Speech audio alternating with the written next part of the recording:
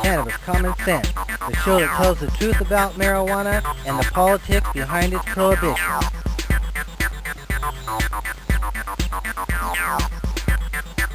Hey, welcome to another exciting edition of Cannabis Common Sense. We have a great show tonight. We're interviewing some people involved with cannabis, industrial hemp, medical marijuana, and legalizing adult use cannabis in Ecuador, down in South America. So I'll be talking to Mauricio Fioles and from Ecuador, Riobamba, and Selva's Cannabis. Selva means jungle. We'll be finding out more. Also Carlos de la Bas from New Jersey, Nancy Shiguli Shivas from Northern California, and Hugo Ramundi, the project manager in Ecuador. So stay tuned for that great interview coming up. We have a hemp news segment for you tonight and more. So stay tuned as we bring on our infamous dancing cannabis leaves. I feel the force.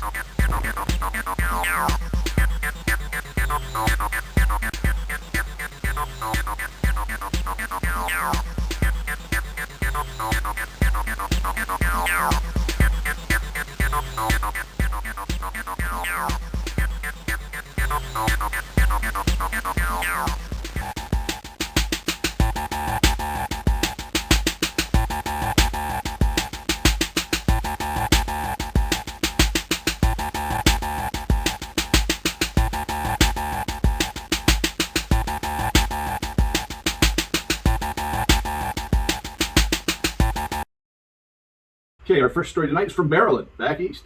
Legislation permitting adults to possess, home, cultivate, and purchase personal use quantities of cannabis in Maryland takes effect on Saturday, tomorrow, July 1st. Beginning that day, those aged 21 and older may legally possess up to 1.5 ounces of cannabis flower and or 12 grams of cannabis concentrates. Adults may also home cultivate up to 2 mature plants in a private residence. Separate legislation also takes effect that day, providing existing state licensed medical operators the ability to serve non-patients. The Maryland law allows for as many as 300 total cannabis retailers to operate throughout the state. Maryland residents, like the majority of Americans, prefer a policy of cannabis legalization and regulation, and they're rightly moving away from the failed policies of criminalization and stigmatization. Also on July 1st, legislation reducing penalties for the public use of cannabis to a civil fine of either $50 for a first offense or $150 for subsequent offenses will go into effect. Separate provisions of the law prohibit police officers from searching either a vehicle or a person based solely upon the odor of marijuana. In November, voters in Maryland overwhelmingly approved a referendum question 4, directing state lawmakers to establish rules and regulations governing the production and sale of cannabis to adults. By approving question 4, voters also triggered the enactment of separate complementary legislation, which established the new adult use possession limits. State lawmakers approved legislation regulating the adult use market in May. From Connecticut, as of tomorrow, Saturday, July 1st, those aged 21 or older may begin legally growing personal use quantities of cannabis at home.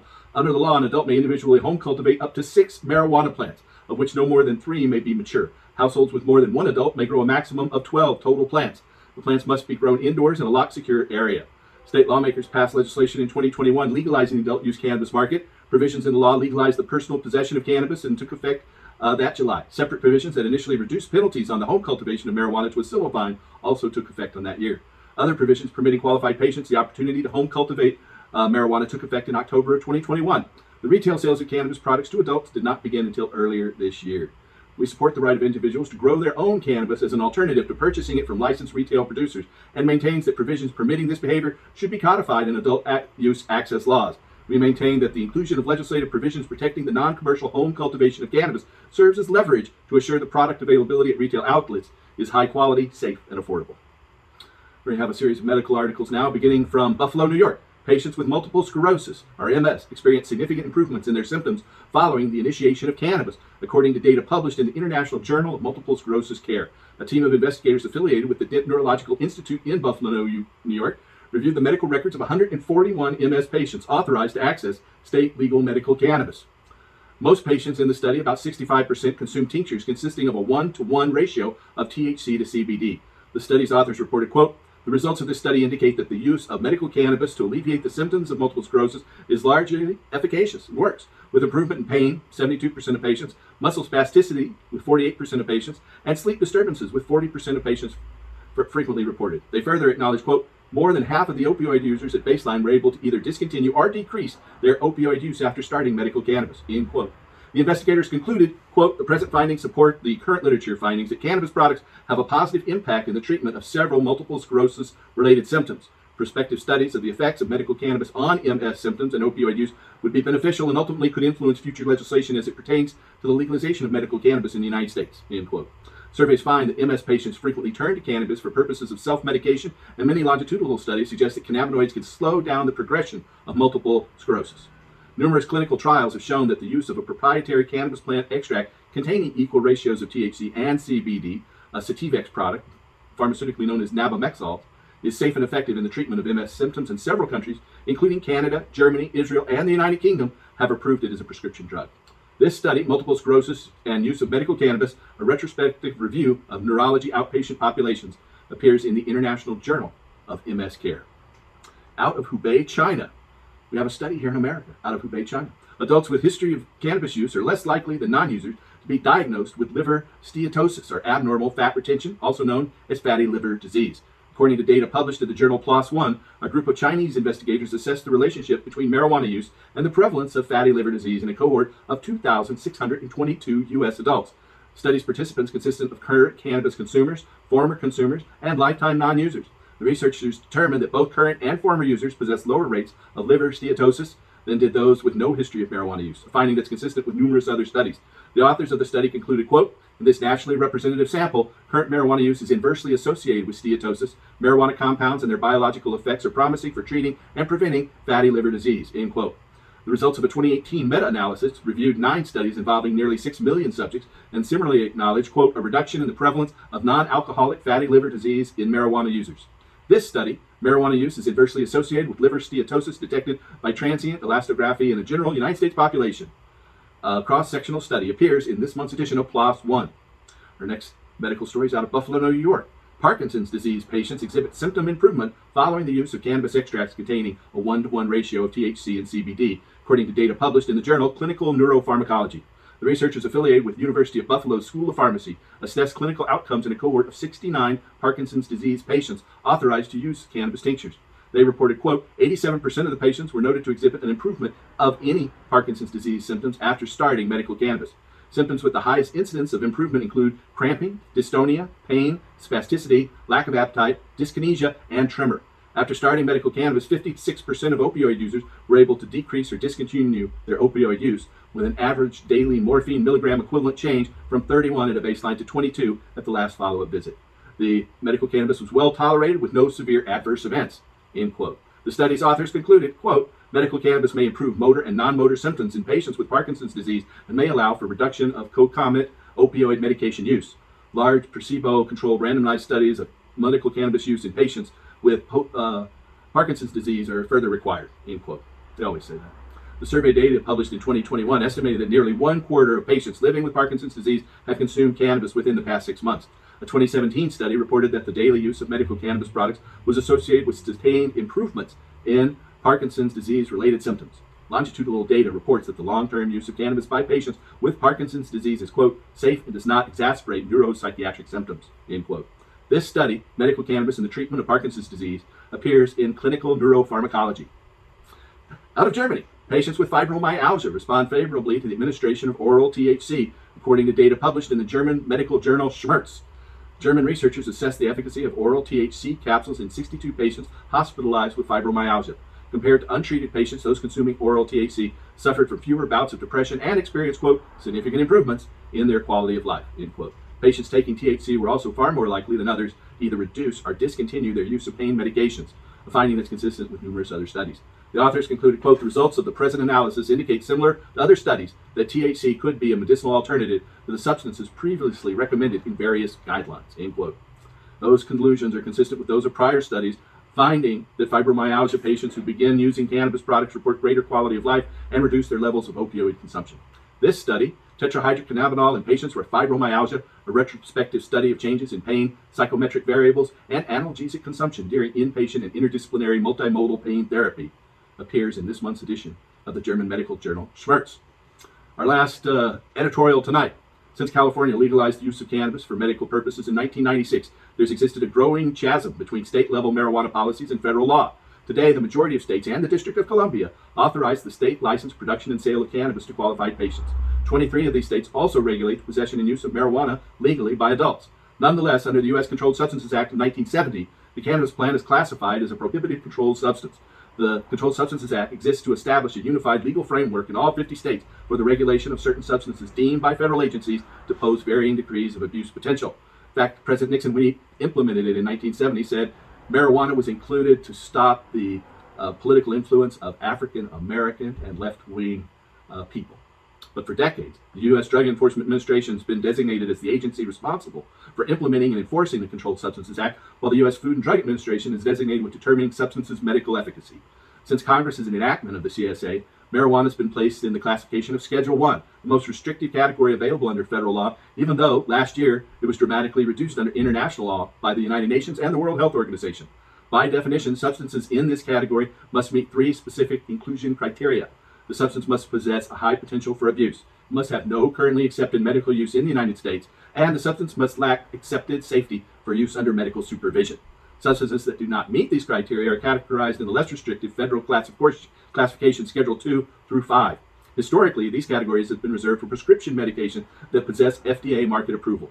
That's why these substances placed in these lower classifications are only legally available from licensed pharmacies, and they are uniformly regulated by federal laws and agencies.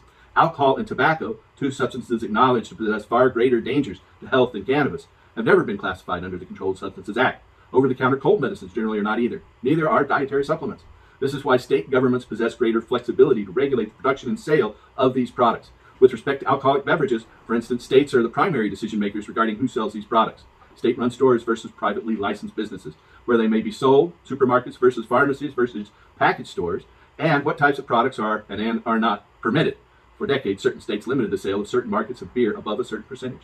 By contrast, states possess no such flexibility when it comes to regulating scheduled prescription substances like oxycodone, Valium, or Soma. Since 1972, the DEA has reviewed and ruled upon 4 separate petitions seeking to either deschedule or reschedule marijuana. Last time they did so was in 2016. In every instance, the agency, which has the final say on such matters, has decided to keep cannabis classified as a Schedule 1 controlled substance with no medical use. On one occasion, the agency even overruled a decision from its own administrative law judge to do so. In recent months, there have been growing discussions regarding the agency may once again rule on the matter of cannabis scheduling and what they'll recommend. Some have suggested that the agency may call for the rescheduling of marijuana to a lower classification, Schedule 3, and have opined that doing so would address many of the existing conflicts stemming from federal prohibition. Such optimism is likely misplaced. Specifically, reclassifying cannabis to a lower schedule within the CSA continues to misrepresent the plant's safety relative to other controlled substances, such as cocaine and methamphetamine, which are in Schedule 2, anabolic steroids, which are in Schedule 3, benzodiazepines, which are in Schedule 4, or alcohol, which is entirely unscheduled. But more importantly, rescheduling marijuana fails to provide states with the explicit legal authority to regulate it within their borders, free from federal interference. Simply put, federally rescheduling cannabis does nothing to address the growing and untenable divide between cannabis and federal cannabis laws. Following rescheduling, state laws authorizing citizens to possess cannabis for either medical or social purposes would continue to be in violation of federal law, as would be the thousands of state licensed operators who currently serve these markets. And the DEA would still possess the same authority it now has to crack down on these state-regulated markets, should it elect to do so. Some have suggested that rescheduling the cannabis plant may provide greater opportunities for investigators to conduct clinical research, but this result is also unlikely. For these reasons, I believe that the only productive outcome of the current scheduling review would be a recommendation to completely deschedule cannabis, thereby removing it from the Controlled Substances Act altogether and providing states with greater discretion to establish their own distinct marijuana policies. A case in point, in 2018, Congress removed the CSA hemp plants containing no more than 0.3 or less than 1/3 of 1% THC, as well as certain cannabinoids derived from them. Making this change would remove the threat of undue federal intrusion in existing state marijuana programs and would respect America's long-standing federalist principles, allowing states to serve as laboratories of democracy. By contrast, rescheduling simply perpetuates the existing contradictions between state and federal cannabis law, and it fails to provide any necessary legal recognition in the eyes of the federal government, either the state-licensed cannabis industry or those adults who use the plant responsibly in compliance with state law. So it should be completely descheduled. Allow local law.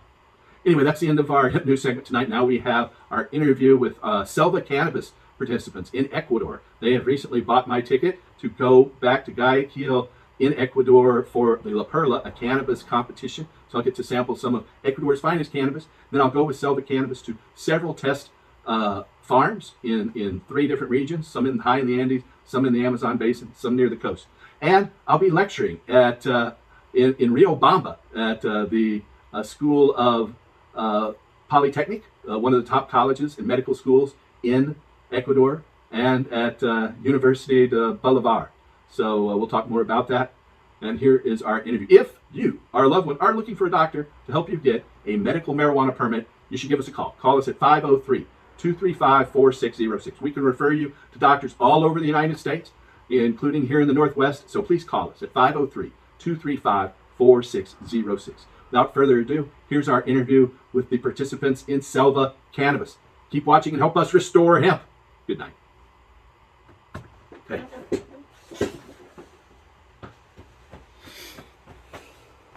Would like to introduce a group of people that are working in Ecuador. Two of our guests here are in Ecuador, and then two of them are here in the United States. So first, let's start with Mauricio Fialos. Fialos. Yeah. My pronunciation's terrible, I know, excuse me. And you're the Chief Operating Officer of Selva Cannabis, which is based in Bamba, Ecuador. Yes. And we also have Carlos de la Boss in New Jersey. And you're the CEO, the Chief Executive Officer of Selva Cannabis. I'm in New York and New Jersey, actually. Just got awarded licenses here as well, so I'm between both. That's exciting. So yeah, New Jersey just legalized the recreational cannabis, right? So you've had medical for a few years. Yes, and then we have Guli Shivas. You're the medical CEO. Yes. Yes, right? Yes, that's correct. We have a small business, and that is starting last year. Started last year, and we are trying to work only with the medical field. Yes.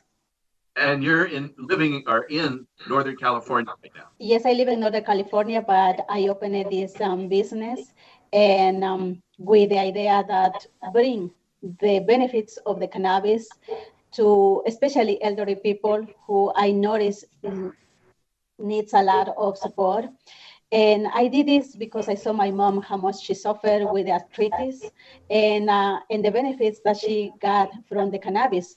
So then I said, well, if my mother can get the benefits from taking the cannabis from the United States to her to Ecuador, why not to open there a business for the rest of the society? Since I am originally from Ecuador, I was thinking it's the best way to support the senior citizens and make it available to everyone. That was my dream. And yes, I live in California, and but as originally from Ecuador, I would like to return to my country what they need. And I think cannabis is a blessing, is a plant that has to be changed the name, because the last year, especially in Ecuador, existed a stereotype of the cannabis used only for not positive reasons, when cannabis itself is one of the five more beautiful plants that we have in our planet. Mother Nature has given us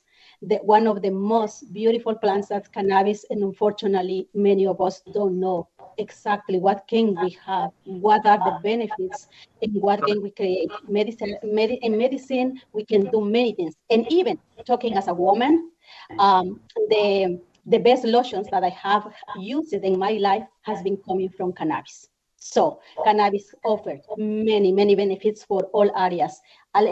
Food, medicine, beautiful cosmetics is going to be the boom in the next years. Even here in the United States is already using, but in Ecuador they ignore it, how much benefits can get younger and beautiful is the best thing. There's no doubt about that, for its many uses. Well, I want to also introduce Hugo Raimundi, the plant manager, experts there. Yeah, that's right. Hi, I am glad to meet you. It's the first time that I have the opportunity to work with the masters of this topic around the world, and I feel so very happy that I have the opportunity to intrude in this interview with you. Yes, I'm working in the coordination project in the Manabi site for Selva Cannabis. Selva Cannabis is a project we have now, and we are working with this because we are going to change the mind here in Ecuador, because we can select that the company is going to be full of work that we don't need to know or think that only the cannabis is something that people can use for recreational situation. This is a positive plant for the usage of increase their incomes, like agriculture people here in Ecuador. Thank you so much. You're very welcome, Hugo. So first, Carlos, so you've got a license in New Jersey. You just have one dispensary there, and what's the name and what city are you in? Yeah, so I got awarded in New Jersey, my hometown of Patterson, which I had to refugee out of and go to California to get it officially. But I came back home. I applied. I am awarded. I'm working on a massive project here in New Jersey, Patterson, New Jersey, to be, which is about 20 minutes out from Manhattan. And I just got involved with the Ecuador. All right. What's the name of had shop open? So I have a CBD store that's actually converting into recreational. So it's urban dispensaries here in New Jersey. What's your brand I'm sorry? name? Store name? Urban Leaf Dispensary. Dispensary. Okay. So is urban with an H or a U? Excuse me? Urban spelled with an H, as in HERBAL, or is it you're urban? URBAN. Okay. Now I know. As our audience. So Mauricio, met last year at the La Perla in Guayaquil, and we talked there, and I expressed my willingness to come help, and I'm excited to invite you back. And you and Nancy and the folks, I guess, at La Perla as well. My upcoming trip is coming up on, I leave Portland on July 20th. There, I'll stay until the 28th. Go up a full there, and we'll start with La Perla, and then we travel after that to events in Riobamba, and so we'll go from sea level to about 9,500 feet or 3,000 meters. Is that right? Yep. Correct. Yeah. So I'll be moving a little more slowly when I get up there, but maybe I'll drink some coca tea. I understand coca tea helps with the altitude as well. It helped me a lot in Cusco and up in that area. But so Mauricio, tell us more about the events that we will be participating in Riobamba. All right, Paul. So yes, so our main focus here in Riobamba is going to be two things. To definitely launch Selva's major cultivation and transformation project, as well as launching our nonprofit that goes along with it, right? So we're gonna have an event, an all-day event, where we actually gonna teach. Again, this is gonna be a learning trip and a teaching trip, where we're gonna teach all the people that can come and that we're gonna invite the benefits of the plant, right? We're also gonna let them know our project itself, as Selva. Yes, we are gonna have 3 major cultivation sites, and I'm hoping that you can come with us as part of the trip. Yes, I do have a plan, so you can definitely see all 3 major sites. One of them is 15 minutes away from Riobamba, and we're going to cultivate cannabis and industrial hemp at the highest point in the world, right? So we literally are at Chimborazo. A lot of people think that Mount Everest is the tallest mountain, and above sea level, Mount Everest is the tallest mountain in Nepal and China. But because Ecuador is right on the equator, there's a bulge in the earth there. Correct. So the mountain actually closest to outer space is the tallest mountain in Ecuador. And that's pronounced, please. Chimborazo. Chimborazo. Yes. Okay, that's the first time I've ever said that correct. As a matter of fact, with one of our master growers, he's got a strain called Chimborazo Sky, which hopefully at one point we will get it to the States. And yes, it's definitely a trip. And so around Chimborazo are the Puruha people, and the Puruha people were never conquered by the Spaniards, nor even the Inca people that had conquered all around them. They're a very obviously proud culture, and I'm happy to work with you and work with them. It's really exciting to me because I am an advocate of indigenous rights, and I'm working with indigenous groups here in the United States and in Colombia as well. So I'm very excited to work together in that culture? Yes, as a matter of fact, with the Andes project, we call it the Andes project. We will be working with the Puruas, right? That's a Purua community. Yes, they were never conquered. They're hardworking people, and yes, we want to take the cannabis and the industry of hemp over to their community and teach them how they can switch their way of life and be more profitable and help their community along the way to establish new ways of making money. Unfortunately, the agriculture, just like in every part of the world, is always being hit by the middlemen, right? So you have this community that works from 5 in the morning to 9 at night, and they can hardly make ends meet at the end of the month, right? So our project with Selva is definitely change that, right? Giving them a better opportunity, and yes, come up with some crazy strains because we are so close to the sun, right? We're the closest point to the sun in the world. Our UV rating and our UV filtration for the plant is amazing. The type of terpenes, the type of genetics that we can develop at that high altitude is going to be unique. So Selva, as I continue to tell you about the other sites, you're going to learn that Selva has unique sites in different parts of Ecuador. So this is the first one. So up in the Andes, and then you have a site in the Amazon basin as well. Correct. So our second site is the Amazons. Again, I already cultivated in the Amazons. No one has done it before us with Shiva, as a matter of fact. It was challenging. The license, or the sixth license, I think you said, that was issued in Ecuador to do this legally, right? Correct. So there's 7 licenses that you can get, right? And it's difficult to go through the licensing process just like everywhere else because there's a huge things that you have to complete. So yes, once you get the license, then you can cultivate, but you need another license. Uh-oh, he froze. Lost him. I hate it when that happens. Let's see. And that was right. Do you know what he was going to say there, Carlos? Not off the top of my head, no. Okay, I know he was talking about the Amazon basin, and there's another bit. Well, let's go back to medical. So they have a 6 different licenses. I think that one of them is for medical, and he's back. I'm back.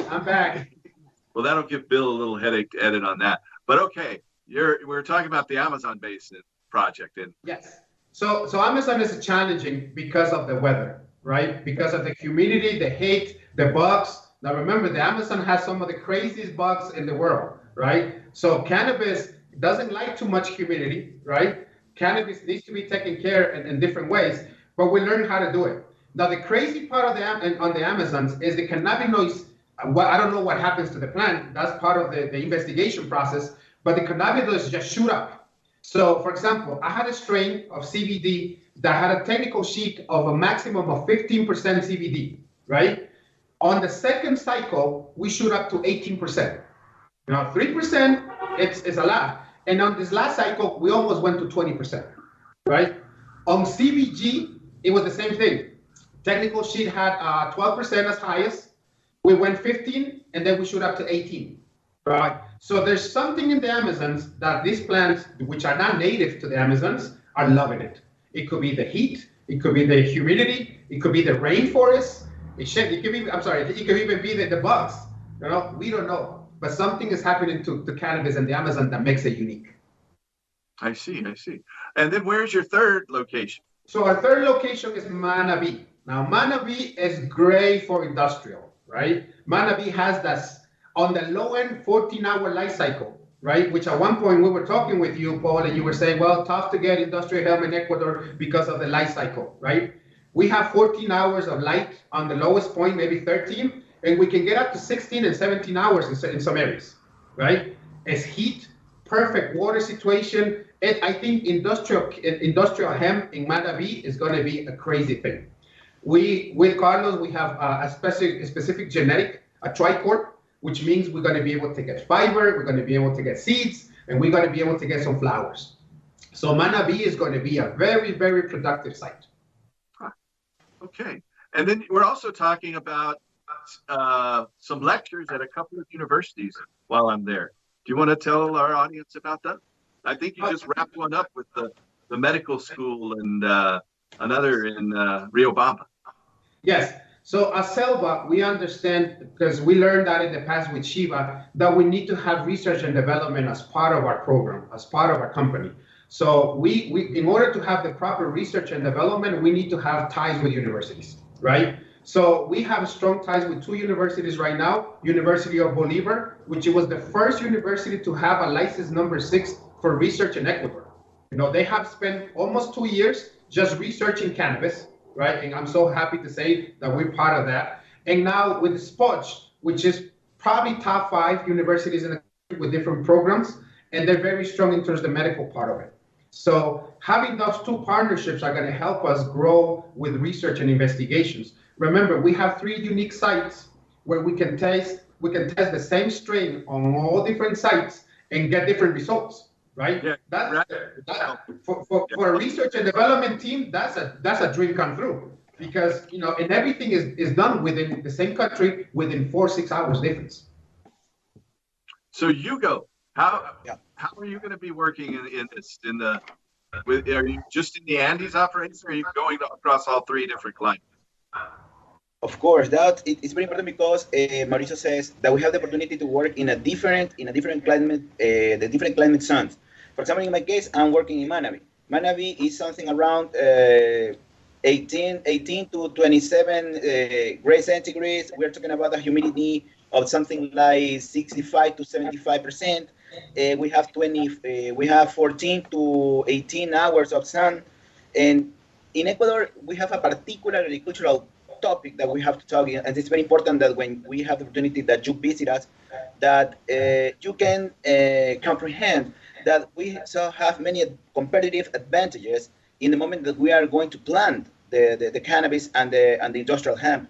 And I am sure that the results that we are going to take here by the research and the Selva cannabis we can do with the different genetics that we have the opportunity to work, we are going to give very excellent results that allows that Ecuador put in another kind of line around the world that can understand that we have a very good people that works with that, and we have the opportunity that the genetics have so many different special and particular changes that allow that they can grow in a very good profit of us. I think that is the way, Mr. Stanford. Thanks. Yeah. Nancy, so in terms of the medical products there and your participation, are you going to be spending much time there, or are you going to just tell us a little bit more about how you're going to be involved, please? I hope that I just hope one thing. I just hope one thing, Mr. Paul, for you. When we have the opportunity that you come to Ecuador, I wish that you have the opportunity to visit the farms, especially in the sun. Maybe we can see the opportunity that you can see it. How is the climate there in the 2 places that we are going to grow the plants now here in the coast zone? And I expect that we have this opportunity, because I understand that you have a full agenda now here in Ecuador, because you are going to give many conversations in some universities. We are going to the Perla. We are going to speak to many people, because here in Ecuador we are expecting that you come here.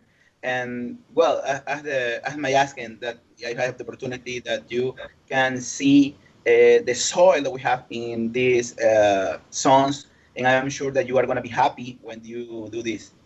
I look forward to it. I definitely will be happy to try to analyze the soil content. So that's exciting. Nancy, tell us more about your plans with Selva Cannabis and this company in Ecuador. Well, at the present time, we are in the process of getting license because it's very difficult to get a license in Ecuador. It's a lot of process, especially for a small company like mine. It's very small, and so a lot of normally a lot of requirements, and so we are in the process to get that in the license, the appropriate license, and then we are going to open, and eventually I would like to be living in Ecuador, or dividing my time in Ecuador and California, because my dream is also bring those products to the United States, since it's going to be a different quality than the material that we have in the United States. So it's literally going to be in a small business, but mostly for local. And I don't know, you never know what is happening with the cannabis industry in the future. But my dream is to open a small and for the local people. And we are in the process of getting the license. This year, we, for different reasons, we stopped a little bit. But I think we are going to retake all this next year. Okay. We are using Skype here to bring everybody in. So there's been a few unusual changes in our video feed here. And I know my partner, Bill Appel, behind the scenes is trying to get it all together. So Mauricio, tell me more about the two universities that we'll be talking at. Okay, so the first one is University of Bolivar.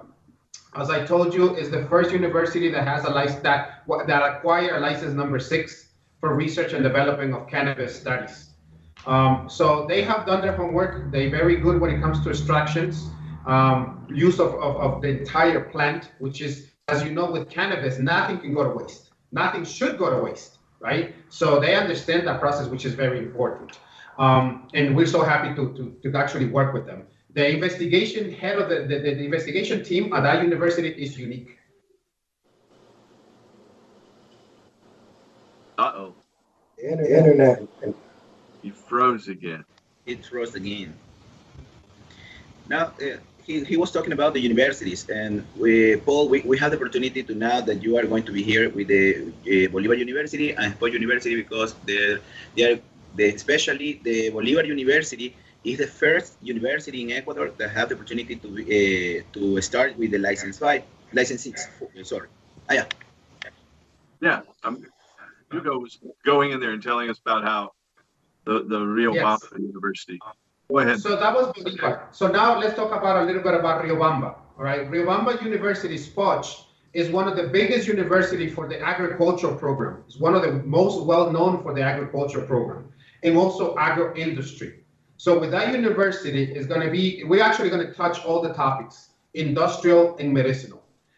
They just got into the medicinal program, and their medicinal program is actually pretty good among Ecuador. So I'm excited to have everything within one university when it comes to SPOCH. So far, those are the two universities. We do have other commitments with other learning institutions, and I know I'm quite sure as we keep growing, those institutions are going to keep coming and adding on to the project. And then tell us about the nonprofit foundation. We're going to have a meeting around the legalization group and the stop persecution, prosecution. Yes, so the nonprofit is something that I'm very passionate about, okay? The reason why is because there's so many things we need to do to get to the legalization part, right? And the only way to get that done is first teaching the people the benefits of the plant, right? So this nonprofit is going to allow us to do that. We have many patients with dying diseases, like cancer, and unfortunately, we have to understand where we are. We are in Ecuador. Now, this is a third world country, right? No one has money, and definitely amounts of money. There's no insurance like is in the States. So you get people with terminal diseases like cancer that unfortunately have some very bad ways of leaving this world, right? And as we know with cannabis, we can help that, you know? And if we have a nonprofit that can take everything that we're doing, every research that we're getting together and just giving it away to people so they don't suffer as they do now, I think that's a way to teach people that this plant is not what everybody thinks of. So this is why the nonprofit is. Yeah, that's much like what I've done here in Oregon, grown and given away about 3,000 kilos or 7,000 pounds. More back before when I had a larger garden. Right now it's kind of tiny in comparison, but that's another story. But I'm very happy to be coming there to help with that. So you have a meeting set aside. What's the name of this nonprofit? So it's Pro Salud, which is pro health and liberty and libertad without persecution. So because that's what we're trying to do. We're gonna be pro health because that's what cannabis is. We have to free up the plant. So that's where the liberty comes in, and we have to stop the persecution, right? We're not criminals. We're just people that know a little bit more about the plant than most of them. So you're going to be establishing and testing this cannabis, working with the SPOCH University. So when do you plan to, are you breaking the ground on it, or what more can you tell us about it? So as soon as we get licenses under our name, because we need to make sure that everything is on the legal side, which I'm working with Carlos to make sure that that happens. Within the next few weeks, Paul, we'll have licenses applied for in Ecuador, all phases, amongst all the projects. We currently have about 3 actual stores that we plan to put doctors in to consult with patients and work with them via the nonprofit as well. So there's a lot of moving parts and a lot of acreage to really get in there and start working on the plants. I'm more of across 3 dramatically different climates. That's exciting. And just so you know, Paul, I'm one of a few that can take that seed of that plant and turn it into biofuels. So that's another one of our projects there in Ecuador. That's exciting. I've been a proponent of hemp seed oil and biomass as a fuel product for some years. I worked a little bit with Willie Nelson, country music singer here. Wow. That. So, but right now, it still hasn't caught on. There's still so much regulation that makes it scale up, and that's what we need to do. Rapid scale up. So we plan to bring a biofuel machine into Ecuador for the capturing of biofuels, for sure. I have currently one here in New Jersey with me. It's not assembled yet, but it's here for the New Jersey area. I've gotten EPA clearance to start testing cannabis biofuels.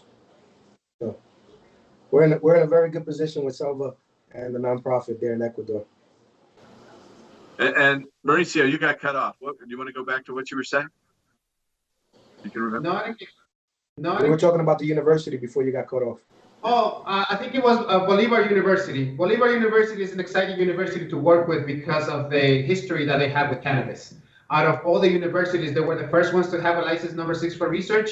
So yes, they've done their homework. So I'm very excited to work with them. I see.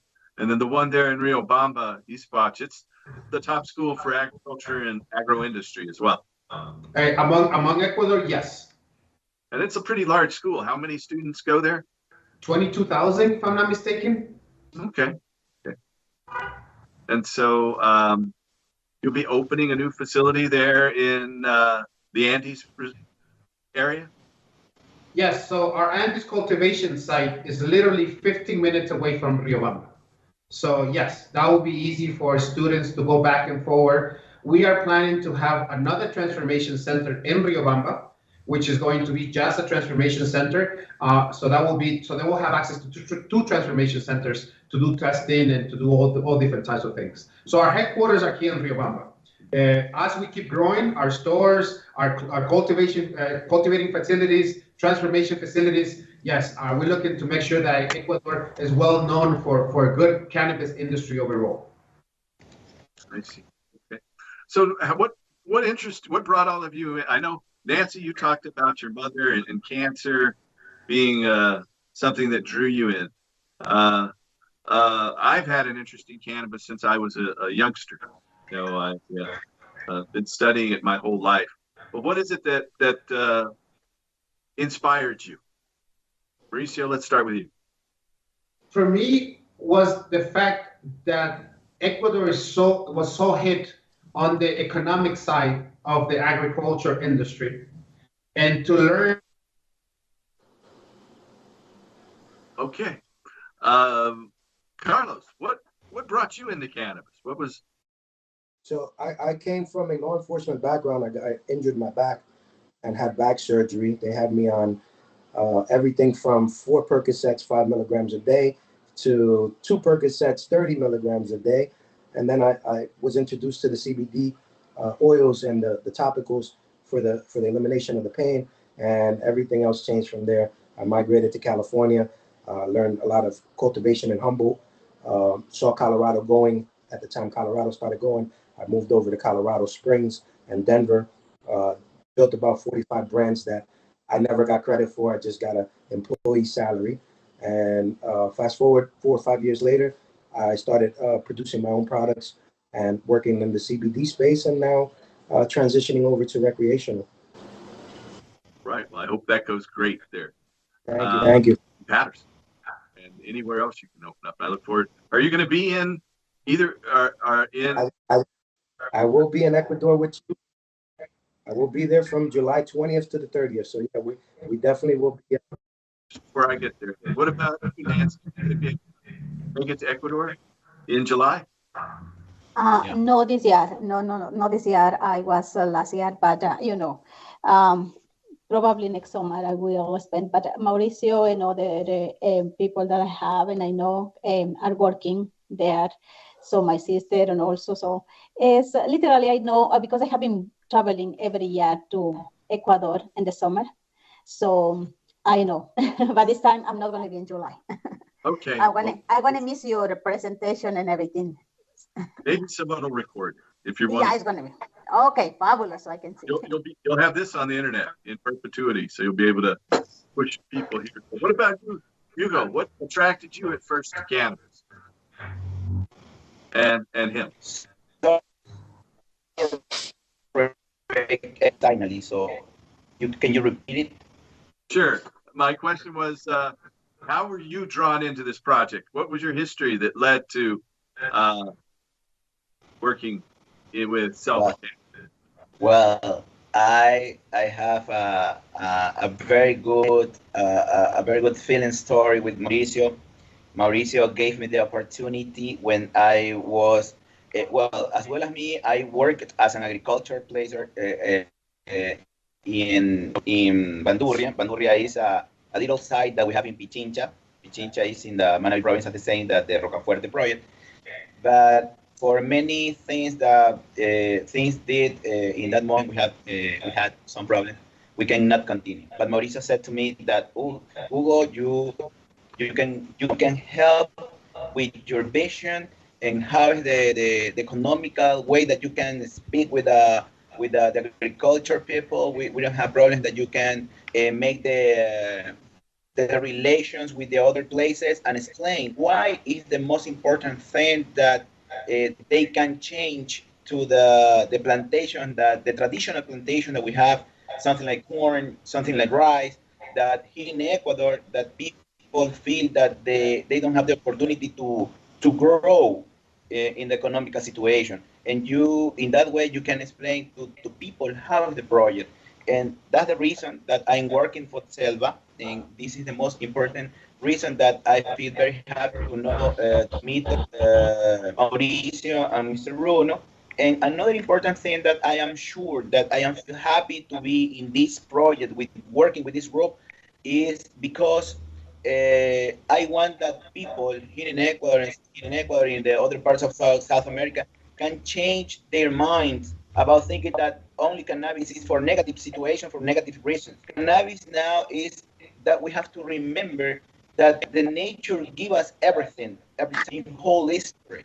And it means that we can take again all the facilities, all the benefit that the nature give us. And this is the most important reason that now I continue working with Mauricio, and I am very thankful with him and with the other people that we're working in the staff. And now that I am sure that you are going to be happy here when you have the opportunity to meet us here in Ecuador.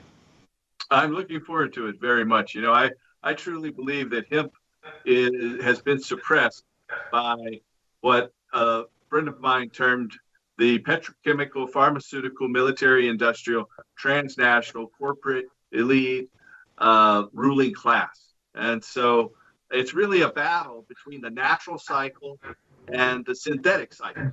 You know, so the petroleum and the other synthetic products have poisoned the earth in a lot of places, and we're destroying our home and our forests and our oceans. And the cannabis is basically the only thing that can produce enough fiber to stop deforestation. It can produce enough heat and stop cultivating land and drag, cutting more forests down for food production, and produce enough oil, not only for food, but also for biofuel, biomass.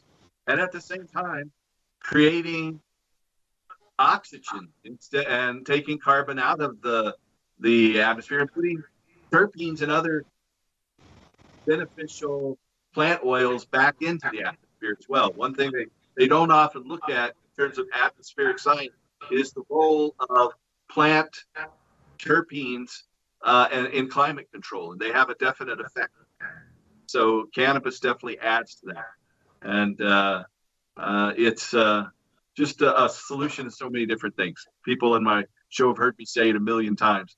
But tell us more, Mauricio. We've still got a few more minutes to go here. So what else do you want to talk about? Well, one of the things that here at Selva, we definitely want to tell you guys and everybody who's looking at the show is that there's an opportunity here in Ecuador. You know, what we're trying to do is going to benefit many people, right? And at the end of the day, Selva is known that this is a great industry. It is a great way to get into the industry. We know what we're doing. We have very people with a lot of experience. And we invite everyone who is willing to come and join our project to please join our project. We're going to make a change and we're going to make a difference. So definitely, I called everyone who's into the cannabis industry right now in the States and everywhere where they see this program to take a quick look at what we're trying to do here in Ecuador and what we're going to do in Ecuador and give us a chance because we will make a difference. Why don't you tell our audience how they can contact Selva Cannabis? And I know you've got a new website that's just out. Uh-oh. He's frozen up again. Well, we know he'll be back. Do you know about that at all, Hugo? Sorry. No? Yeah. You can you repeat the question, please? Yeah, I was just asking about if someone wants to contact Selva Cannabis and the organization there, how they could reach. But Mauricio's back. Mauricio's back. What happened, Mauricio? Yes. So anybody who wants to reach us, our website is www.selvacannabis.com. That should give us enough information to contact us, whether they're looking for product, they're looking for investment options, they're looking for supply chain. I know we're open to work with everyone to make a difference. Okay. And what is that website again? It's selvacannabis.com. SEVA Cannabis. Yes, correct. SELVA, Selva, as jungle in Spanish. Selva. In Spanish. Okay. So, what about you, Carlos? What is your hope for the future of Selva Cannabis and urban cannabis there in New Jersey as well? So Urban Leaf will become a educational complex for universities to come in and learn everything from hospitality and restaurant infused cannabis foods, consumption lounge, cultivation, and obviously the dispensing part of it. In Ecuador, I plan to bring my expertise and my knowledge of the United States as I created 45 major CBD brands out of Colorado. So I plan to bring that education and that knowledge to Ecuador and not only fabricating high quality cannabis products for patients, but also the biofuels, the biomass. Right. And Nancy, what are your plans in terms of expanding the license there and working on this? Well, Shiva's plants are, we like to have our own oil and also combine it with other natural oils from other plants and try a little bit of tendency to the cosmetic area.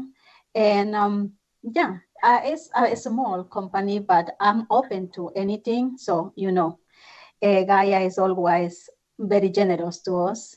And that's my step by step. So it really is, my goal is to support some small communities and some people who are willing to change their life, doing something good and positive, because there is a lot of poverty in Ecuador. And sometimes only we need is to guide people how to cultivate, how to make a good living and not immigrate to other countries because it's not necessary. That's my goal, to support some people and go back to small communities and try to support them and make them understand it's good to immigrate when we have a reason, but Ecuador has a lot to offer to everybody. Yeah, it certainly does. So I will be arriving there on the 21st. I'll probably be kind of tired then, so I'll be up and ready to go by the time the La Perla starts on the 22nd, I think. But We'll head up to Rio Bamba. Did you say on Monday, which would be the 23rd? I think our agenda is the 24th and the 25th. I see. Okay. So again, I think you got cut off in terms of Selva Cannabis. Is it selvacannabis.com or dot? Yeah, selvacannabis.com. SELVA cannabis.com. Selva as a jungle. You know, it's jungle in Spanish. Right. So I guess we should wrap up then. And is there anything you want to say in closing, Carlos? I'm excited to get to Ecuador and show the United States what we're getting ready to do in a third world country. I'm excited to meet you there. And what about you, Nancy? Is there anything you'd like to say in closing? Uh-oh. You're muted, Nancy. All right. I really would like to thank you, all of you, especially you, Paul, for the time and the energy that you are investing, especially in Ecuador, in the name of the people who are going to benefit from this new industry and the number of jobs that are going to be open. I want to say thank you to all of you for the effort that they are putting. And also, I would like to thank, because you are going to open the mind from many people that are still blind about the cannabis industry. Thank you so much to all of you, and especially to you, Paul, that you are taking the time, the energy, and I know that you are leaving your wife here. And I hope you have a great time in Ecuador. She got to come last year. She says it's okay. Would you like to say in closing? Hugo, is there anything you would like to say in closing here? Yeah, of course. I would like to thank you that everyone, because you give me the opportunity to speak and understand what is the way that you are going to be with your agenda here. I want that with you we have the opportunity that many people around the world can understand that in Ecuador we have a great opportunity to make that the industry increase, the industry grows. I am sure that now that you can stand the information when you stay here, you and your contacts have the opportunity to understand that now in Ecuador it's a very big place that you can put economic insurance for everyone that can people get jobs in this way. Thank you so much. Thank you to everybody. Mauricio, thank you, because you have the opportunity to me to enter to this amazing kind of industry that I'm sure that now nature is going to be well, because we can work in a good place. And Mauricio, I'm going to give you the last word here. Well, first of all, I would like to thank everyone that is here. Definitely thank Nancy that she believed in the industry when nobody did. Then thank you for now believing and trying to help us make this bigger. And Well, that kind of sums it up. Well, and thank all of you for coming on. We've been talking to a team of people working on cannabis cultivation and hemp and helping launch these industries in Ecuador. And I appreciate the ability to come and help. Okay, and keep working to restore hemp. Perfect. Good night. Thank you. Thank you.